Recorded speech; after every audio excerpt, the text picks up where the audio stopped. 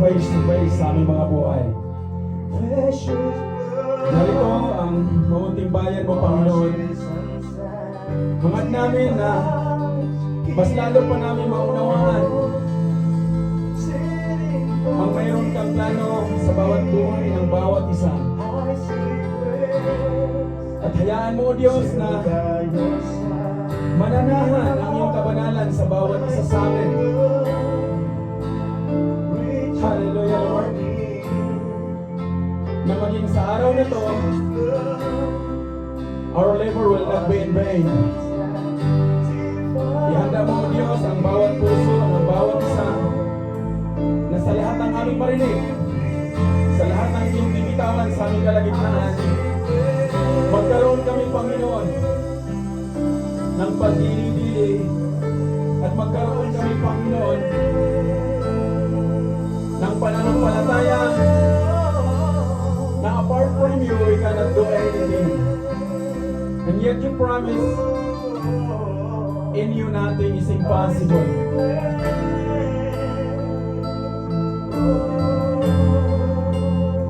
Ikaw ang aming guro ngayong gabi. Ikaw ang magbigay ng mensahe sa bawat isa sa amin. Lord, muli gamitin mo ang iyong lingkod na magiging daluyan ng iyong mensahe. Hide me, Lord, and let your will be done sa aming mga buhay. Listen me and more of you, Jesus.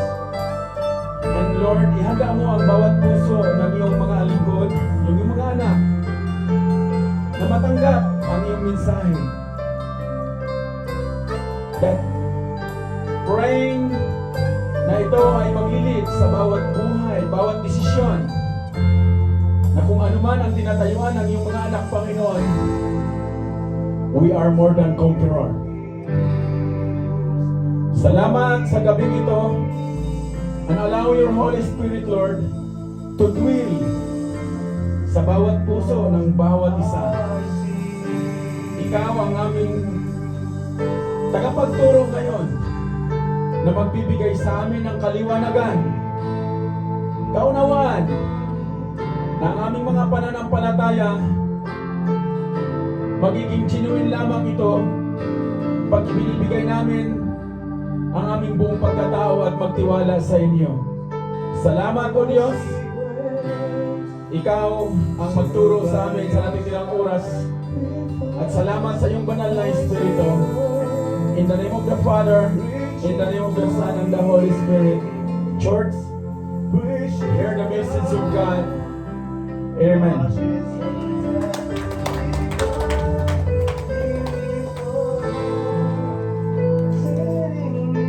Amen. Hallelujah. Salamat sa Panginoon. Salamat sa biyaya niya. Salamat sa kabutihan ng ating Panginoon. Amen. Let's settle down. Find your comfort. At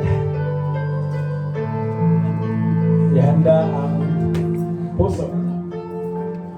Praise the Lord. Palakpakan natin ang Panginoon. Amen. Praise God. Hallelujah. Kumusta po? Praise God. Amen. Bless na bless. Praise the Lord. Welcome po natin si Kay Rafael. Hallelujah. Actually, bumiyahin na siya. Binalikling siya ng Lord. Amen. Somehow sa buhay natin, mayroon tayong mga pinaplano, dinidesire. Yet, hindi mayroong mga nagaganap na para bang bakit nagaganap yon? Nawa, ngayong gabi, magkaroon ng rima yung salita ng Diyos o magkaroon ng penetration ang salita ng Panginoon sa bawat puso ng bawat isa. Amen? Ilagak natin yung pandinig natin na marinig natin ang nais ng Diyos sa bawat buhay natin.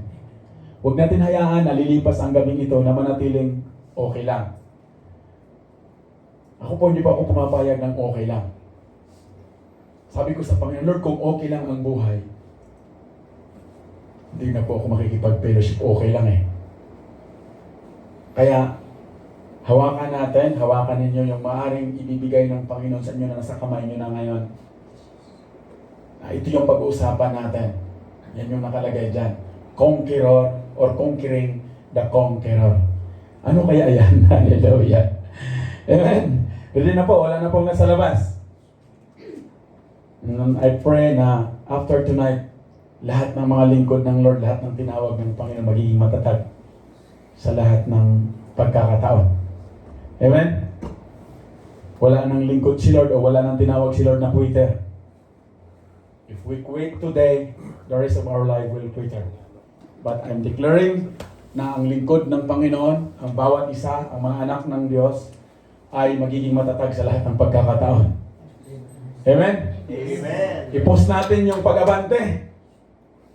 Anong sabi doon sa nag-testimony ka na, may kaliwa, may kanan. So, diretso po tayo kay Lord, ha? Dahil po, sa lahat ng pagkakataon, tayo po ang harap sa Lord eh. Hindi mo po yung ibang tao. Now, the question is, paano po natin pinapahalagahan at binibigyan ng kaliwanagan ang salita ng Diyos sa ating pagkatao? Amen? Naniniwala po ako na may mga kanya-kanya tayong tinatawag na disiplina. Kanya-kanyang kaalaman na dala natin.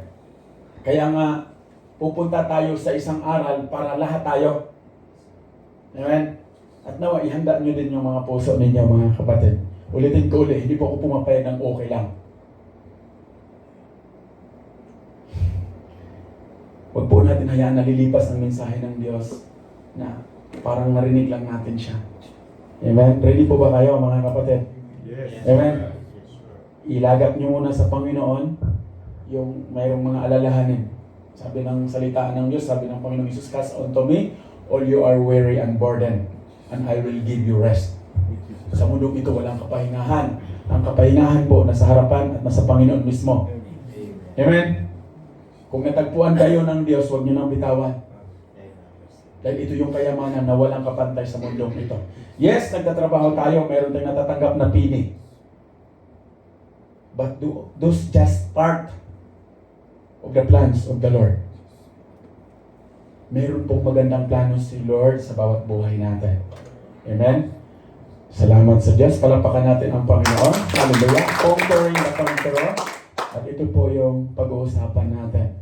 Romans chapter 8 verse 37. No, in all these things, we are more than conquerors through Him who loved us. Sa baba, yet in all these things we are more than conquerors and gain an overwhelming victory through Him who loved us so much that He died for us. Ibig sabihin, meron pong nagsakripisyo sa iyo at sa akin, kaya tayo po ay nananagumpay. The question is, did we really value that sacrifice that from God? Ngayong gabi, titingnan natin kung ano ang nais ng Diyos sa bawat buhay ng bawat isa. Kaya mahalaga na ilagak nyo muna yung pandinig ninyo sa Panginoon. Pwede kayong magalit right after kay Kuya Nas. Doon sa labas, okay. Amen ako doon. Sige lang. But tonight, focus natin ang pandinig natin kay Lord. Amen? At pagka may tinuturo si Lord, pag gumuguhit, the word is described as a double sword. Tutusok po yan. Pag tuturo po sa ang Panginoon, guguhit yan. Huwag po natin hayaan na hindi natin maintindihan mula sa Panginoon yung nais niya sa buhay natin. Amen? Kaya mahalaga na pag-uusapan natin kung bakit sinabi ni Apostol Paul yan sa mga mananampalataya sa Romans that the love of God is more than valuable of those material things that many individuals for showing na sila ay nanagumpay. Kasinungalingan po yun, mga kapatid. Yun din po ang natutunan namin noong araw doon sa bukid. Pag nakapag-aral, nakapagtapos, nakapagtrabaho, maging inhinyero, magiging sikat ka na, at lahat ng gusto mo mabibili. Kaya yun po yung bitbit namin. Yun po yung bitbit ng inyong lingkod. Pero hindi po nakarating sa pagiging inhinyero. Pero salamat sa Panginoon dahil mabuti po si Lord. Higit pala doon ang plano ng Lord. Dahil ang mga anak ng Lord, tayo po ay mga ambasador. Pag sinasabing ambasador, ano pong ibig sabihin ng ambasador? Representative ng ating Panginoong Hesus. He is living in us. Now, you will allowed na mapapahiya si Lord? Hindi po.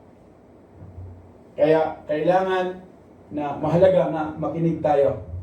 Dahil pag tayo yung representative, ayaw ng Panginoon na masasayang yung nais niya sa bawat isa sa atin. Yet, you are free to choose kung ano yung kunin mo, kapatid. Nawa, huwag magiging dahil ang ating pandinig in Jesus' name. Dahil madalas sa kasalukuyan ngayon, nagiging hindi na maganda yung pandinig natin. I hope and I pray na wala po dito yun. Ito po yung pag-uusapan natin. Ngayon po, dadive tayo doon sa sasabihin ng Diyos sa atin.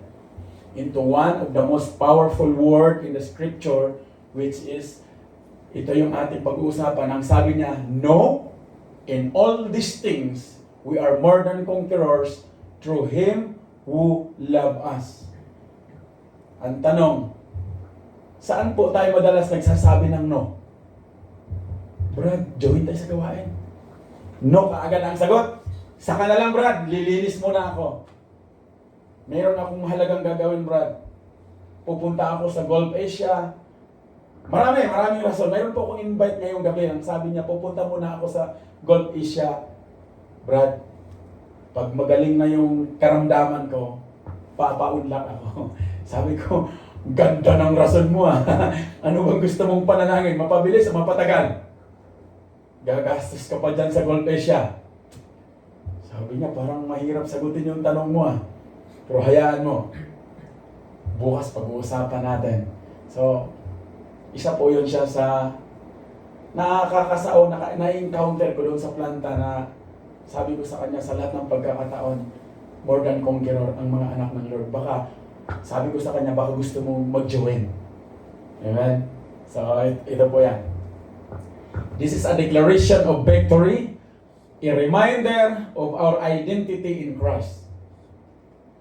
Ang mga anak ng Lord ay ambassador. Ibig sabihin, mayroon po tayong identity na mga anak tayo ng ating Panginoong Hesus, at ang source ng ating encouragement for every day sa ating mga buhay, haharap man tayo, haharap ka man ng challenges, you are still the son and daughter of Jesus. Amen. Kasama po natin si Lord sa lahat ng pagkakataon. Ready po? Para maunawaan po natin gaano ba ito kahalaga, yung significance ng salita ng Diyos na pag-uusapan natin, lalalim po tayo ng konti. In Romans chapter 8, Apostle Paul addresses the struggles and suffering that believer facing during those days. And I do believe nakakarating sa atin din yan ngayon. Timeline sa mga early Christians. Now, tingnan natin. Magtatanong po muna ako, saan ka ba struggle, kapatid? Sa iyo, Kuya Nas. Tanggalin natin si Kuya. Saan ka ba struggle? Sa emosyon mo? Sa pride mo? Ano ba? Saan? So, titingnan natin. Dahil ito, sinulat ito ni Paul. Nung sinulat niya to, in-address niya to, binigyan niya to ng lalim. He acknowledges the reality of hardships, persecutions, and trials. Apostle Paul asked, who shall separate us from the love of Christ? So, pinadala niya, nandoon ka man sa hardship, ano mang klaseng hardship yan? Ano mang klaseng persecution yan? Pag sinasabing persecution, ano po? Iniinsulto ka, pinagtatawanan ka, minamak ka, leave it to the Lord. Meron ka mang trials ngayon, hindi mo maintindihan, nandoon ako, nandito na ako sa gawain, pero bakit nagaganap to? Now, ang declaration na sinabi ng Apostle Paul, walang sinumang makapaghiwalay sa atin sa pagmamahal ng ating Panginoong Hesus. In Romans chapter 8 verse 35, who shall separate us from the love of Christ? Shall tribulation, or angst, or persecution, or famine, or nakedness, or peril, or sword. Ganda nung binitawan niya. Pinadala niya ito sa mga mananampalataya at nakarating sa atin ngayon. He list. Pag sinasabi pong list, madali po, nilista niya. Hindi po. Binigyan niya ng grado. Binigyan niya ng bigat. Yung bawat various struggles. Bakit ba siya nagaganap? Anong grado nito sa buhay ko? Ito 20%. Meron akong struggles. Including tribulation, ilang porsyento? Distress, persecution, tagutom, nakedness, yung mga delikadong desisyon. Ano na? Kaya kailangan makita natin ang Panginoong Hesus pag nandito tayo sa sitwasyon. Dahil hindi po tayo nag-iisa, kasama po natin si Lord. Mamaya, mapag-anuhan natin yan. Apostle Paul is not just glossing or interpreting over the difficulties we face. Hindi po niya ito sinulat para i-interpret. Sinulat po ito niya, he knows that life can be tough. Unbelievers are not immune or hindi po tayo excuse ng suffering. Hindi dahil Kristiyano ka na, relax ka. Brad, mag-Kristiyano ka na, mayayaman sila. Wala pong ganon. Hindi po tayo excuse sa lahat ng magaganap. But yet, the good thing is, may pangako po si Lord. Ang sinabi po ng Panginoon, I will never leave you nor forsake you. Amen? Kaya mahalaga yung deklarasyon. Mahalaga yung binibitawan natin. May mga instance na nasubok lang tayo ng konti, iba na lumalabas ng bibig. Kaya mahalaga yung deklarasyon, mga kapatid. Amen? Dahil ang mga anak ng Lord, always ahead, not a tail. Ako po personally, ang deklarasyon ko po lagi, Lord, ang anak mo, Panginoon, lagi pong head, not a tail. And I do believe kasama kita, Panginoon. Dahil pag napapahiya ako, ikaw ang unang mapapahiya. And that's the testimony, mga kapatid. Dahil po ang Diyos, pag i-recognize po natin siya sa bawat segundo ng ating buhay, hindi ka mahuhuli, kapatid. You will always excel in what position you have right now. Magmukha lang sigurong alanganin, but still, gagamitin ka ng Panginoon. But He also assures that in the midst of these challenges, we have a promise. May paninigurado. We are more than conquerors. Handa po ba kayo na magiging more than conquerors? O gusto nyo na manatili dyan sa pinangahawakan nyo ngayon? Dahil pinangako at pinadala ito ni Paul na higit sa lahat, ang lahat ng anak ng Diyos more than conquerors. Ibig sabihin, mananagumpay ka sa lahat ng pagkakataon. Now, the question is, paano po ba yan? Dahil matagal-tagal na ako nakarinig ng salita ng Diyos, matagal-tagal na din. Now, tingnan natin kung paano ito tinuturo ng Panginoon. At nawa, ngayong gabi, makikita po natin, sa personal po natin na ito pala dapat. Ito pala sinasabi ng salita ng Diyos. Somehow po, may mga pandinig po tayo na dal. Instead na marinig natin ang Panginoong Hesus, ang naririnig po natin yung emosyon natin. So, let's guard our hearts. Guard your heart above all else because the spring of lives are flowing on it. Kaya ang gusto ng Diyos, yung puso natin, punong-puno ito ng salita ng Diyos para hindi po ito basta-basta malalagyan ng mga negatibo. Amen? I pray na kaya nating i-guard itong puso natin. Dahil somehow, sinabi ito ni Jeremiah, major prophet, na itong puso natin, wala itong kagalingan, sinungaling ito. Not unless the Lord seated on it, not unless Jesus will sit in the throne of your heart today, you will find life. That's the meaning of life. That's why we have a purpose. May purpose po tayo. Hindi po aksidente na magkasama tayo ngayon. Mayroon pong plano si Lord. Now, sundan po natin. Dahil ito po yung ating pag-uusapan. Una po, tatatlong principle po ito, mga kapatid. Understanding the word more than conquerors. Mahalaga na maunawaan natin ano ba yung sinasabi ng Biblia na more than conquerors na ang mga anak ni Lord. Pag sinasabing more than, higit doon sa mga normal. So what does it mean to be more than conquerors? Una, victory over sin and death. First and foremost, through Christ, we have victory over sin and death. Jesus' sacrifice on the cross broke the chains of sin that held us captive. His resurrection ensures that death is not the end of us. We have eternal life in Him. Amen? Kaya hindi po katakutan yung, ay, dami ng But kailangan po natin ng wisdom. Sundan po natin ang ituturo ng Lord. Baka mamaya, marami na tayong kaparaanan. Nakaka-bless ngayon ng testimony kanina, 60 years old. Lord, praise God. Nakakasama namin yon. Mabuti po si Lord, maganda po yon. Dahil po, pag kay Lord po, lagi pong extended. Sabi ng salita niya, the days will be added unto you, years. Sino pong gusto? Di ba ganda ng pangako ng Panginoon? Hallelujah. Pangalawa, abundant life. Pag sinasabi pong more than conquerors, meron pong abundant life o abundant life. Being more than conquerors means living in the abundant life that Jesus promised. Amen? Ano po ang pinipili po natin sa pang-araw-araw? Ano yung nakalagay dyan sa John 10:10? The thief does not come except to steal. Yung magnanakaw, hindi po yun dumating, kundi dumating siya para magnakaw, pumatay, at manira. Ang strategy po ni Satan, hindi po nababago. Yung rap lang po ang nababago. Pero ang loob noon, to steal, to kill. Kung mayroon ka na ngayong Word of God, i-steal niya yan. Dito ka, Brad.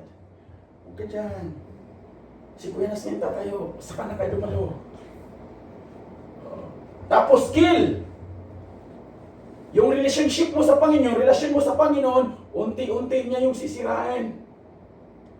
Dahil napagtagumpayan mo, praise God, sisirain niya. He will destroy. But yet, the Lord is faithful. Bakit mayroon pong dugtong? I have come that they may have life. Ikaw at ako, binigyan o hinandaan ng magandang buhay ng Diyos. Hindi lang po basta magandang buhay. Ang sabi niya dyan, and that they may have it more abundantly. Yes, amen? Ganda, no? Hindi lang pala basta ordinary yung buhay. Higit pa, kaya more. More of Jesus, less of us. Pangatlo po, ito ba? It's about striving. Pagka sinasabi pong striving, ang mga lingkod po ng Lord, blooming, prosperous pagdating sa spiritually. Kaya pag pinag-usapan ang gawain, inspired. Amen? Kahit na, yes, napapagod po tayo. Purihin ang Panginoon, but yet the Lord is good. I do believe lahat po ng narito, maraming testimony, maraming ginawa si Lord. Napaka makapangyarihan po ng Panginoong Hesus, mga kapatid. When we learn how to declare and use the authority that Jesus given to you and me, I'm telling you today, wala pong puwang yung mga struggles na yan. Wala pong puwang yung mga trials na yan. They are just tinga.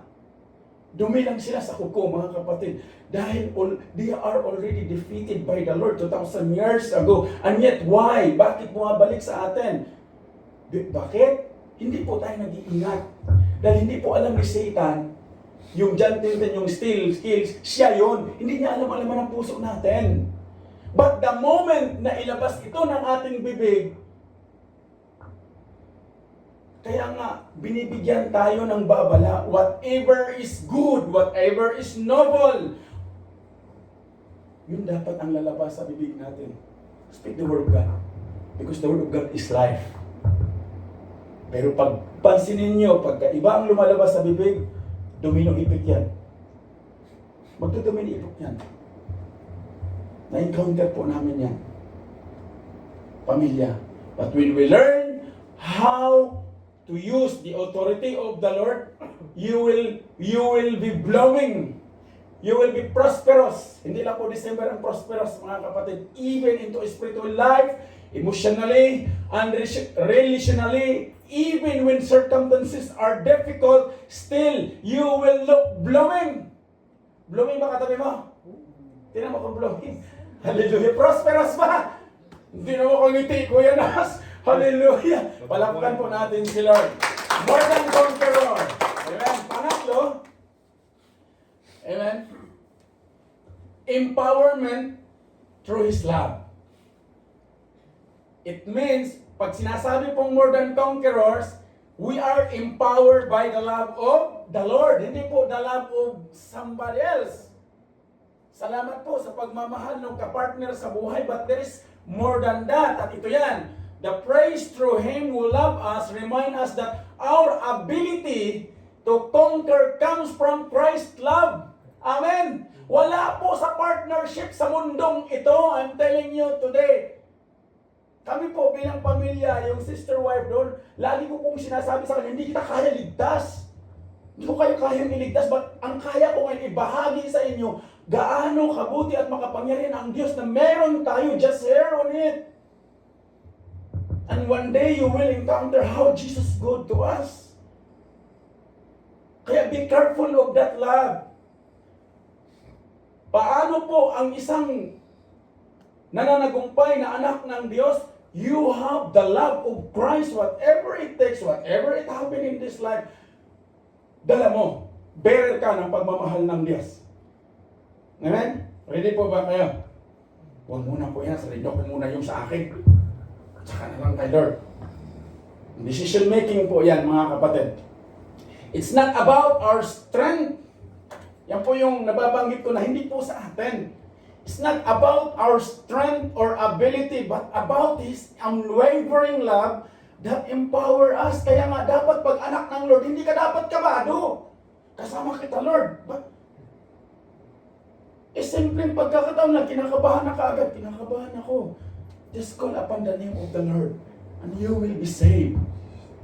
Amen? Yung kanta kanina, the love of the Lord. Kaya nga, napakahalaga mga kapatid kung paano natin bibit-bitin sa pang-araw-araw ng ating pamumuhay yung grasya na meron ang ating Panginoon na pinagkatiwala niya sa atin. When we feel weak, His strength is made perfect for you and me. Yan po yung Diyos na meron tayo. In 2 Corinthians chapter 12 verse 9, but He said to me, my grace is sufficient for you, for my power is made perfect in weakness.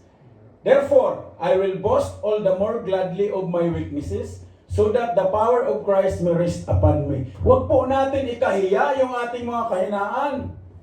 Baliktad mo po. Bago yung damit ko, Brad. Signature yan.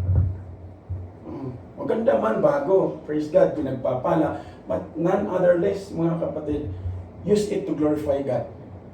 Gamitin na purihin ang Panginoon. Whatever you have in your hand today, pray and allow the Holy Spirit na matuto kang magtiwala sa Panginoon. Wala pong Kristiyano. Wala po tayong pag-usapan ditong religion. Wala pong Kristiyano nagpakabig. Lahat ng mga Christian born again, they are open free their hands. If you want to encounter the Lord in your life today, open your hands. Do not just look for the big one. Look what you have today. Do not despise the small beginning in your life today. When you have the word of love of Jesus, meaning to say you have riches that comes from heaven above.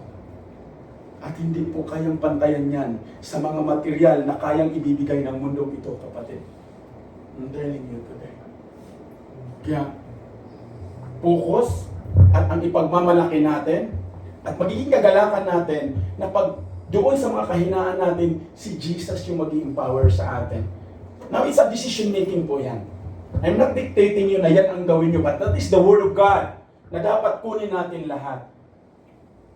Apostle Paul concludes, pangalawa, the assurance of God's love. Apostle Paul concludes that this passage with a profound assurance of God's love. He says in verse 38 and 30 that nothing can separate us from the love of God in Christ Jesus. This is a comforting truth Yung bang kahit magulo na, pero alam mo, relax ka, dahil alam mo na, wala namang hihiwalay sa akin kay Lord. Kay Lord ako. For I am sure that neither death, nor life, nor angels, nor rulers, nor things present, nor things to come, nor powers, nor height, nor depth, nor anything else in all creation will be able to separate us from the love of God in Christ Jesus our Lord. Amen? Wala pong hihiwalay sa atin o walang makakapag-alis sa atin unless tayo po yung lumabas. Amen? Mahalaga po na makita natin, lalo na sa mga gagawing desisyon. Una, when you have the how you could know o paano mo makikita na yung assurance na pagmamahal ng Diyos ay nasa iyo, hindi sa pagmamahal ng mundong ito, hindi sa mga material na bagay. Una, unshakable love. Hindi madaling matinag. No matter what we face, whether it's illness, financial, struggles, relationship issues, hindi mo kabati yung katabi mo, hayaan mo, bukas di mo katabi yan. Yung mga personal mong pagdududa, God's love remains constant, kapatid. It's a love that doesn't waver. Hindi po siya hesitate na kagaya ng tao na lamanin na. Binigay ko ng kanan ko, kinuha pa yung kaliwa ko. Ano tayo susunod ko kunin ito? Kaya nga sabi ko doon sa nakilala ko, baka gusto mo lead ko. Pero ibibigay ko sa'yo si Jesus dahil siya po yung nagbago sa buhay ko. And it turns na, umiyak po siya. So, hindi po niya mapigilan. Sabi ko, sige, iyak ka lang. Kanina po yun. Kahit sa kabisihan, ang sabi ko sa kanya, isa lang ang sabi ko sa kanya, mahal ka ng Diyos. If you are willing to hear Him, mahal ka ng Diyos. Lahat po tayo, mahal po tayo ng Diyos. The question is, are you willing to hear Him? Willing po ba kayo na marinig siya? Pangalawa, when we have how we could understand na yung assurance ng pagmamahal ng Panginoon sa atin, you are encouraged in times of trials. Pwede ba huwag natin pag-usapan yan? Kahit nandoon ka sa sitwasyon, kapatid, you are encouraged to open your hands, to give your skills, to give everything what you have now, na yun yung kaya mong ibigay sa Panginoon. Obedience better than sacrifice. Lord, itong kaya ko. Ibibigay ko ang buhay ko sa iyo ngayon, Lord. At pag binigay mo ng kapatid, huwag na bawiin. Sundan mo lang. When we feel overwhelmed, we can remind ourselves that we are taught to believe by the Lord Jesus Christ that His love surround us, giving us strength and hope. Ang pagmamahal po ng Panginoon, yan po yung nagbibigay ng kalakasan. Hindi po ordinaryong kalakasan. Meron pa pong kasama, pag-asa. Hindi po sa Quezon City, ha? Na pag-asa. Yung pag-asa na sinasabi ng Panginoon, saan ka man sa katayuan ng buhay ngayon, you have the hope of the Lord na magiging more than conqueror ka, kapatid. At hindi lang basta normal. The Lord is willing to give life. Nakaready na po yan, available. Pangatlong principle, living as more than conquerors. Tatlo lang po ito, nawa, maiuwi po, ha? Amen. Sir Matthew, bumiyahe pa yan. Salamat sa buhay ni Kuya Matthew. Living as more than conqueror. Pagka sinabi pong living o namuhay o ipinamuhay na nagumpay, paano po? Now that we understand our identity and the assurance of God's love, how do you live as more than conquerors today? Did you really give your life to the Lord? Kung makarinig ka lang ng konti, grabe na yung taas ng tayo. Hindi yun na. Pwede namang palipasin, Lord. Ako yun na. How do you live as more than conqueror, church? Una, faith must be in action. Ano po ang pananampalataya? Faith is the substance of things unseen. Hebrews 11:1. At ano po yung faith that is the substance of unseen? Hebrews chapter 12 verse 2, focus to the author and finisher of faith, none other less Jesus. Now, if we focus to Jesus, kung nakapokus ako kay Jesus, now my faith is the substance of unseen. Ang sabi ng Biblia, mapalad tayo na ngayon naniniwala, nanampalataya tayo na ang ating Diyos ay buhay kahit hindi natin siya nahawakan at nakita. Yan po yung sabi ng Biblia, mga kapatid. Yan po yung declaration ng Panginoon. Now, choose.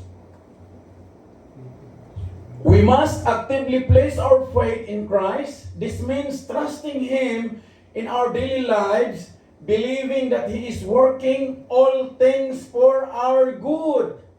Amen? Sa preceding po, nakalagay po doon sa baba, bago mag-37, ang sinabi po doon sa chapter 8, verse 28, all things work together to those who love the Lord through Christ Jesus.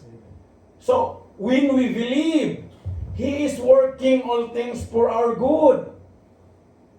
Somehow, tayo po, ang good po natin, yung magandang rocking chair, pakapi-kapi.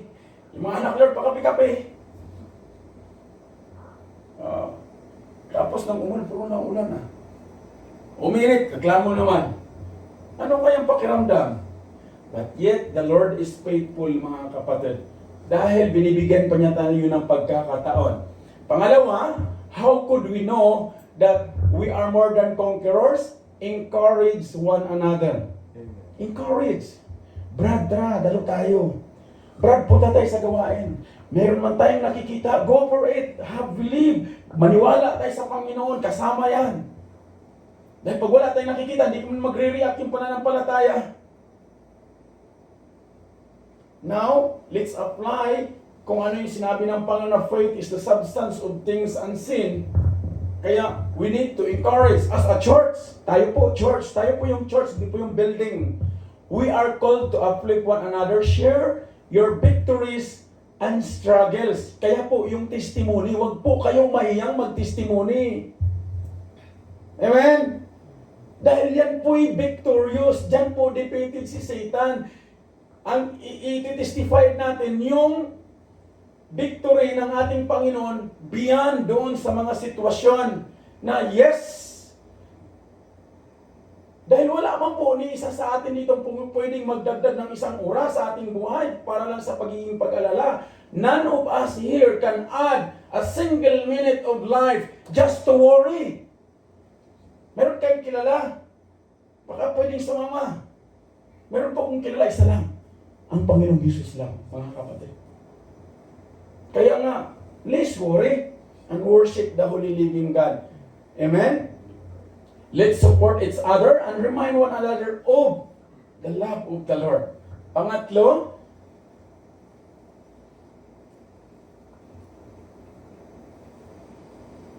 serving others. Kumusta po ang paglilingkod? Senyor, dumating, ilabas ang magandang plato. Hallelujah.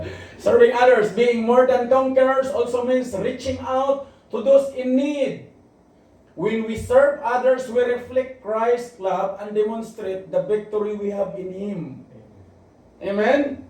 Kaya po, pag nag-overflow ang pagmamahal ng Diyos, hindi mo yan makontent. No one can content on that. Lalabas po yan and you will invite.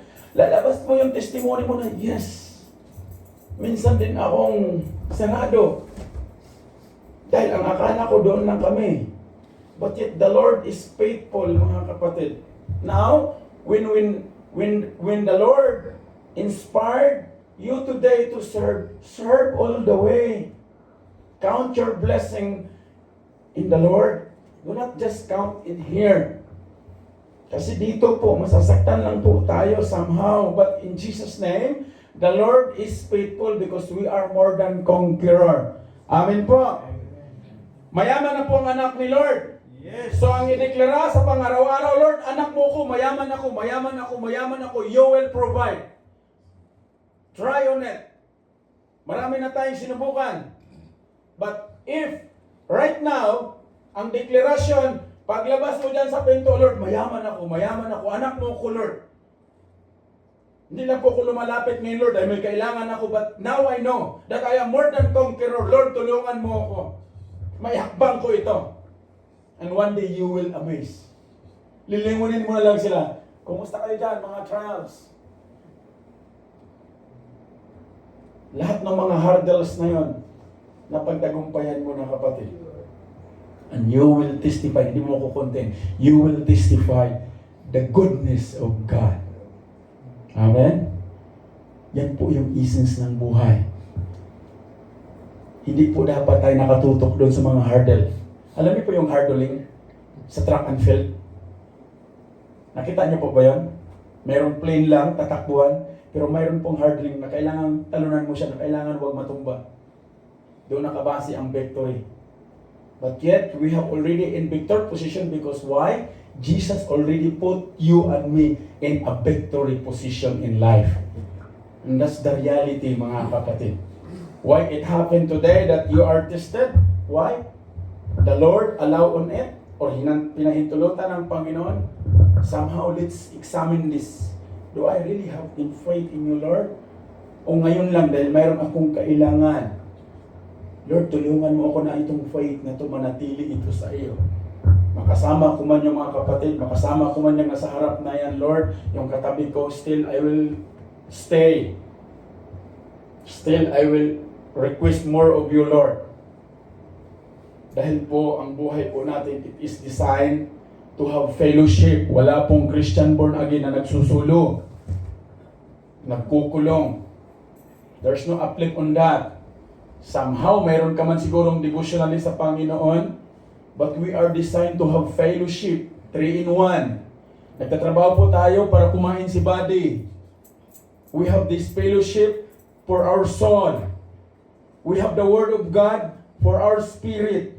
Now, pag maging imbalance to, mayroon tayong trabaho, maganda ang kitaan, kumakain ng masasarap, grilo. Mayroong fellowship, maraming kaibigan dahil paldo. Pero walang word. So in balance, flat ang isang gulong, kailangan balanse. Now, let's pray that our life will be balanced in the hands of the Lord. Dahil nilatag na po niya, mga kapatid. Nasa iyo, nasa atin, kung paano po natin makita si Lord. Na siya pala ay gumagawa na ng pananagumpay sa bawat isa sa atin. In conclusion po, mga kapatid, as we end tonight with the message, praying na meron po kayong narinig na magiging edification ng inyong personal na pananampalataya sa harapan ng Diyos.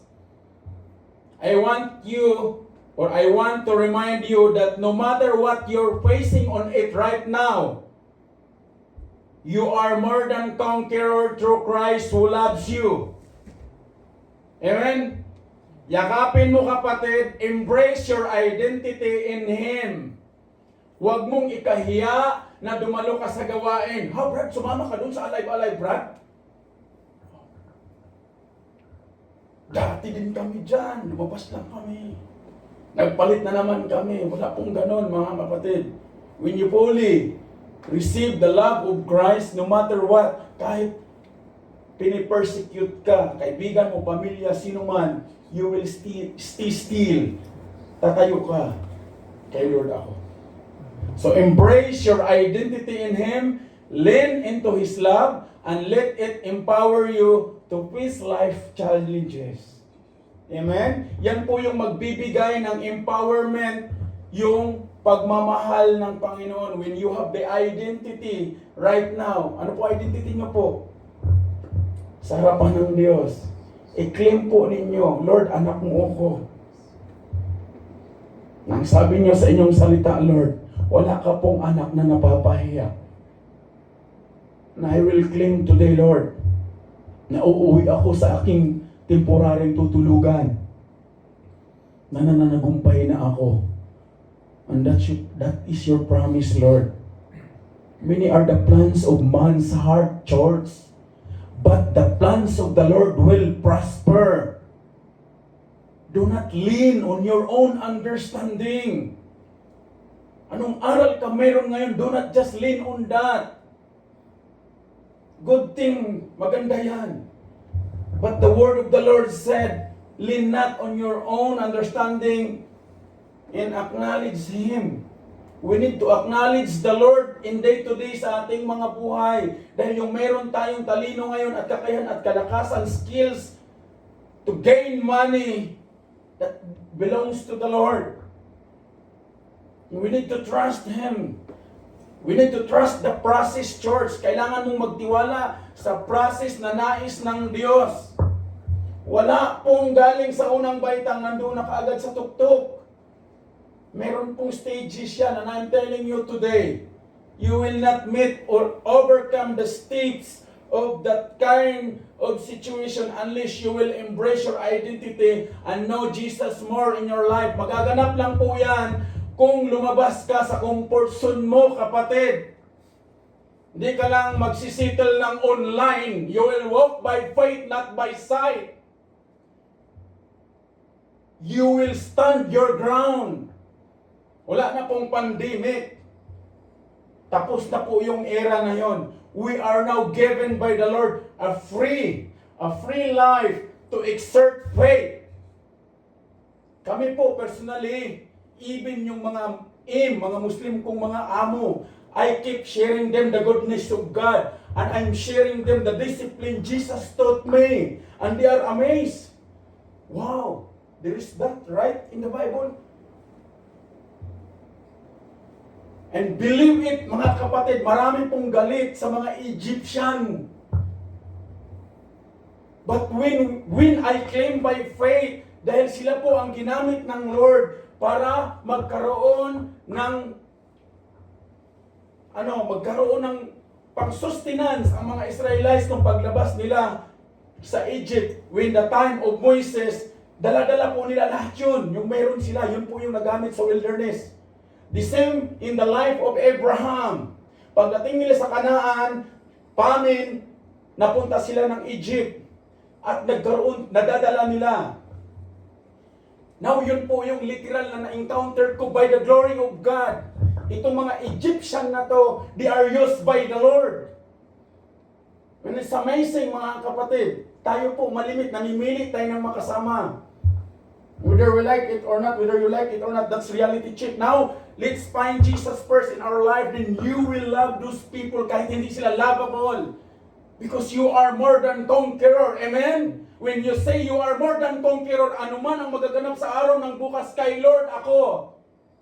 Yan po yung buhay na mayroong kapangyarihan. Hindi po sa mga material na nararating natin. They will be gone. Heaven and earth will pass away. Only the word of God will remain. And that word is in your heart today. It is in our hearts. And yan po yung gusto ng Diyos na yakapin natin. Huwag tayong magdadalawang isip. Amen po? Tayo po tumayo, palapakan natin ang Panginoon. The Bible said in Romans chapter 8 verse 37, yet in all things you are more than conquerors and gain an overwhelming victory through Christ Jesus. And let's apply on it, kapatid. Hallelujah. Embrace your identity. Recognize that you are more than a conqueror because of your relationship with Christ. It is a mindset that can help you to approach challenges with confidence. Pangalawa, when you face challenges, face it with faith. Pag mayroon pong sitwasyon na hindi maintindihan, stand your ground. Tayuan mo. Huwag kang lumingon sa kaliwat kanan. Tutukan mo ang Panginoong Hesus, the author and finisher of your faith. Seek ye first the kingdom of God, and everything will be added unto you. Do not focus on shall be added unto you. Seek God. Hanapin mo ang Panginoong Hesus. Huwag mong hanapin yung trabaho. Hayaan mo yung trabaho darating sa iyo. Dahil ang nagbigay sa atin ng trabaho, walang iba kundi ang Panginoong Hesus. Deuteronomy chapter 8 verse 18. Siyang nagbigay sa atin ng skills to make money. Hanapin mo ang Panginoong Hesus ngayon, kapatid. Allow Him to sit down in the throne of your heart. He is knocking the door of your heart.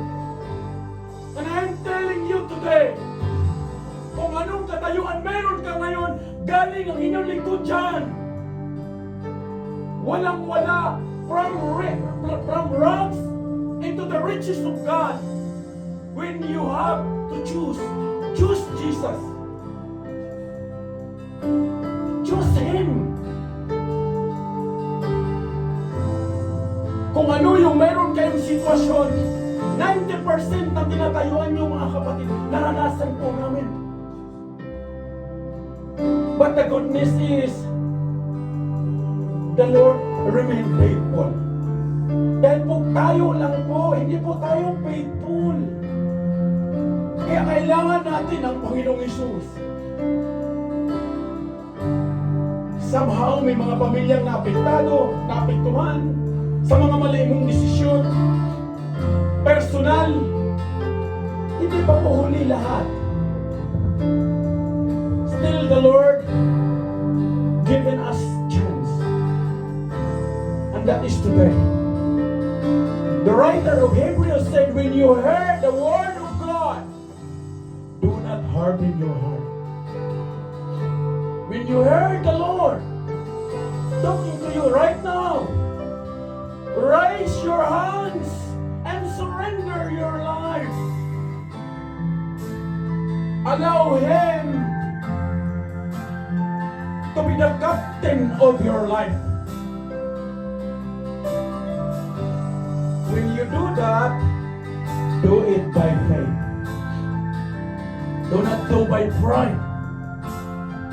Kaya nga, the Bible speaks not by might, not by strength, not by might, but by the Spirit of the Lord.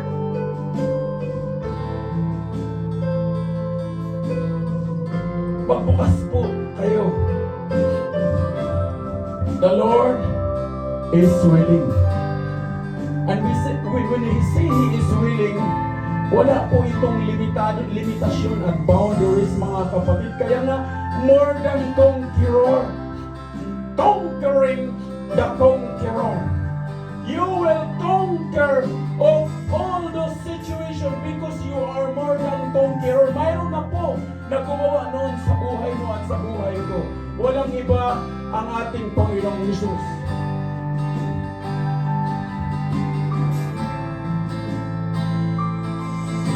Subukan mo ang Panginoon, kapatid. May mga pagkakataon na may duda ka, mga pagkakataon na galing na ako dyan.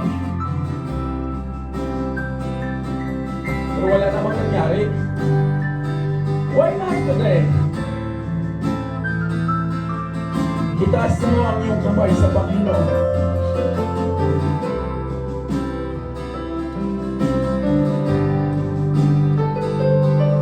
Hayaan mo na ang banal na Espiritu ang siyang mangunguna sa gagawin mong desisyon.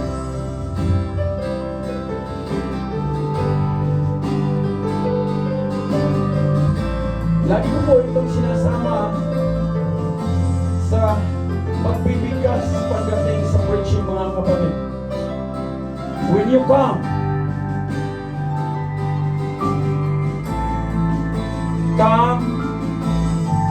with a lifted hands and surrender to God. Do not just come for the sake of coming. Come to encounter Jesus. Come to have life. Lumapit ka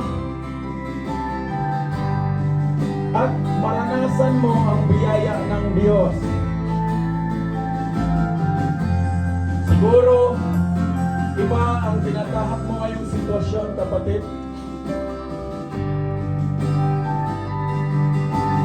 Ang tanging makagawa ng genuine na pagbabago sa bawat buhay ng bawat isa, walang iba kundi ang pagmamahal lamang ng ating Panginoong Hesus. I-present mo ang iyong pagkatao sa harapan ng Diyos. The Bible speaks in Romans chapter 12 verse 1, present your body before God as a holy living sacrifice.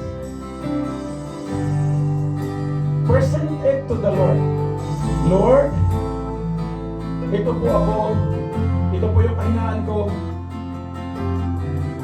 Kailangan kita. Now, umpisahan mo kausapin ang Panginoong Hesus, kapatid. Amen? Wala mo pong boundary si Lord. Welcome po tayo. Welcome ka. Subukan mo ang Panginoon. Sa mga hindi naayon sa plano mo na nagaganap, those are just part. Meron pong mas magandang plano ang ating Panginoon. Amen? And that's what He wants for us tonight. Na maitayo natin, maitayo mo yung identity mo sa harapan ng Diyos. And that's what life is. Allow the Lord to work within you. Amen? Hallelujah. Kaya, mapalad ang natagpuan sa presensya ng Panginoon. Hallelujah. Amen? Bago po tayo gaganap ng banal na hapunan o huling hapunan, Kuya Rafael, halika dito sa harap. Amen? Praise God. Amen? Hallelujah. Si Kuya Rafael po, marami po siyang tanong. And we, as Kuya Nas, I keep always praying kay Lord na si Lord mismo ang sasagot sa kanyang mga tanong. Hindi aksidente na nakasama siya na o natin siya ngayong gabi. Amen? Mabuti po si Lord. Amen? Amen? Hallelujah.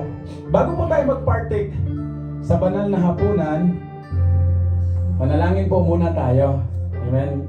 Kuya Rafael, manalangin tayo ha. Yung ilid ko sa iyong panalangin, ariin mong ikaw ang nananalangin ha. Sundan mo siya. Amen? Amang banal na makapangyarihan sa lahat. Amen? Sundan mo kuya. Panginoong Hesus, maraming salamat na sa oras na to, inabot mo ko. At naunawaan ko na pag hindi dahil sa iyo, hindi ko matagpuan ang totoong buhay.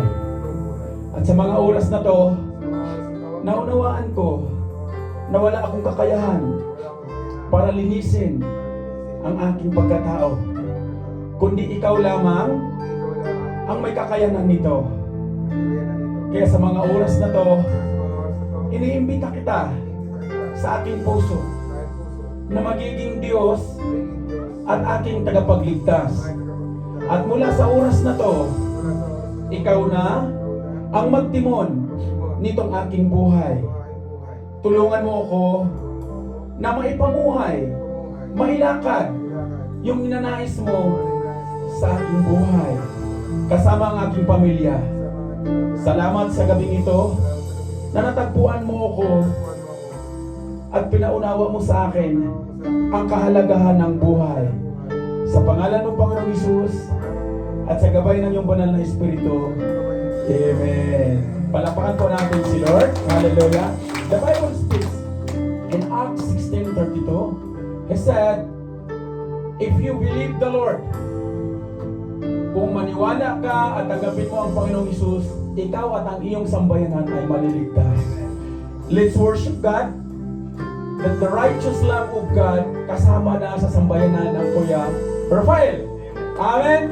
Hallelujah. Let's raise our hands. Hallelujah, Lord. Almighty God, Father in heaven, in the name of Jesus, King of Kings and Lord of Lords, we pray. Narito po, Panginoon, ang mga elemento sa aming harapan. May you bless and empower these elements, Lord. The bread symbolized as your body na nabayubay doon sa cross 2,000 years ago. As we protect this, Lord, magbibigay ito, Panginoon, ng significance sa bawat buhay ng iyong mga anak. The same thing, Lord, narito ang katas ng ubas at sumisimbolo ng iyong banal na dugo. Hallelujah. You said in your word, without the remission of your blood, there is no forgiveness of sin. Tonight, Lord, we will declare, we will pray, and we will raise the banner that we are conquering the conqueror of life. Today, as we partake these elements, Lord, let our life shine upon you. Let our life shine upon men. In Jesus' name, Amen. Hallelujah.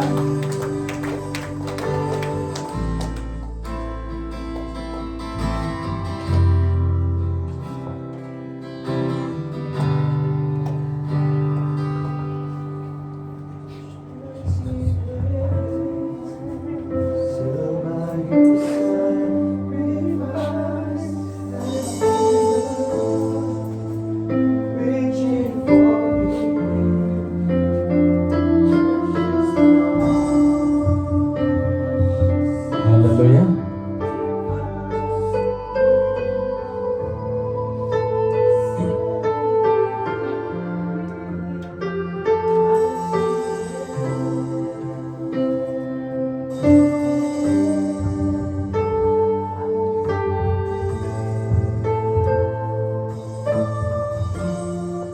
Hallelujah, Lord. Amen. Raise the bread. Hallelujah. For I received from the Lord Himself that which I passed on to you. It was given to me personally that the Lord Jesus, on the night when He was treacherously delivered up, and while His betrayal was in progress, took bread. And when He had given thanks, He broke it and said, "Take, eat, this is my body, which is broken for you. Do this to call me affectionately to remembrance." Let's partake the bread.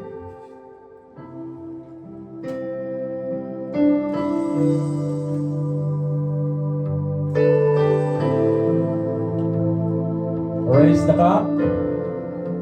Hallelujah. Similarly, when supper was ended, He took the cup also, saying, "This cup is the new covenant, ratified and established my blood.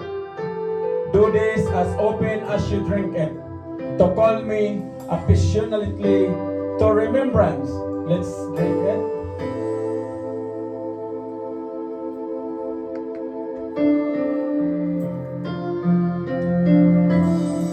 For every time you eat this bread and drink this cup, you are representing and signifying and proclaiming the fact of the Lord's death until He comes again. Palakpakan po natin ang Panginoon. Amen. Hallelujah. Hallelujah.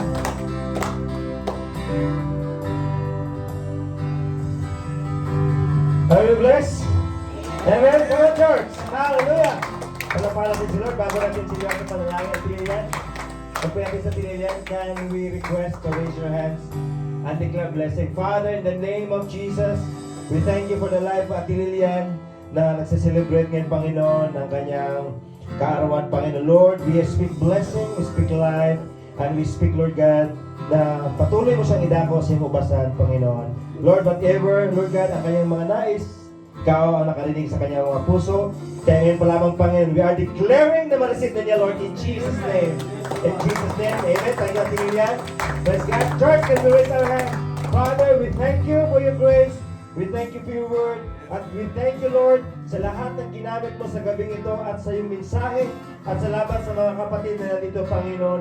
Lord, ngayon pa lamang, Panginoon, we are celebrating your goodness. Dahil mananagumpay kami, Panginoon, we are more than conqueror in the name of Jesus. Father, we thank you. We thank you, Lord. Hallelujah, sa gabing ito, nalalakad kami, Panginoon. Daladala ang iyong kapayapaan, ang kagalakan sa aming mga puso. Lord, daladala namin, Panginoon, ang katagumpayan dahil we know nakasama ka namin, Panginoon. We thank you, Jesus, at even, Lord, sa hapag na kainan namin po sa saluhan, Lord, bless this food. Sa mga source na meron dito, Panginoon, ikaw ang source na meron kami. Sa mga lahat ng mga kapatid na dinadaluyan at ginagamit, Lord, alam namin, Panginoon, na ikaw ang kaya, Panginoon, na magbalik sa kanilang, Panginoon, na umaako ng pagpapala. Kaya, Lord, we thank you, we bless your holy name, and Lord, sa mga anak at lingkod mo na nandito, Panginoon, hallelujah, Lord, we receive your blessing, and Lord, church, let's say amen. Amen. Once again, say amen. Hallelujah, amen. Lord, and your God.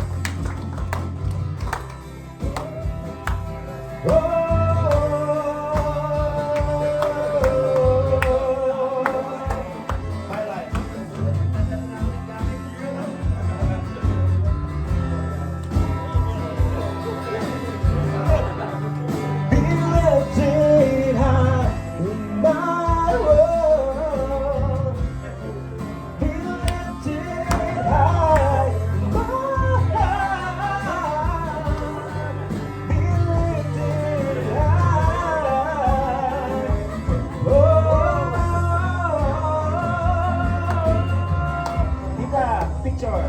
Picture na. Dito na tayo picture kasi may celebration.